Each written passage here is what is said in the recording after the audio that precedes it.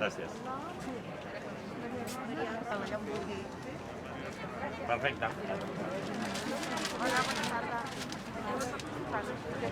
Estem aquí amb l'alcaldessa de Sant Cugat, Mireia Ingla, també amb la tinenta d'alcaldia de Cultura, Esther Madrona. Estem molt contentes i agraïdes al tot, com sempre, per aquesta iniciativa.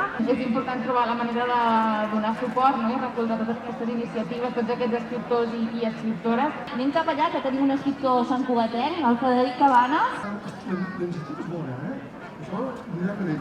Moltíssimes gràcies a tots Sant Cugat per aquesta gran oportunitat i per a mi és un plaer. Continuem parlant amb els escriptors i escriptores santcugatencs. Estem aquí amb la Marta Pessarrodona, que va ser Premi de les Lletres Catalanes el 2019, o sigui que veieu que aquí a Sant Cugat hi ha qualitat, Hi ha molts autors que publiquen i és preciós comprar novetats. Doncs és una petita oportunitat de saludar, conèixer les persones a les que interessa el que tu fas. Per tant, és un motiu de retrobament bonic.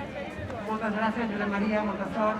En el fons l'important no és tant el format, sinó que llegim, que aprenguem, que estiguem permanentment adquirint coneixement. El coneixement és la base de la societat. Per tant, tot el que sigui fomentar el coneixement, per tant, taules com aquesta, crec que són molt necessàries i més després d'aquest any de pandèmia que hem viscut.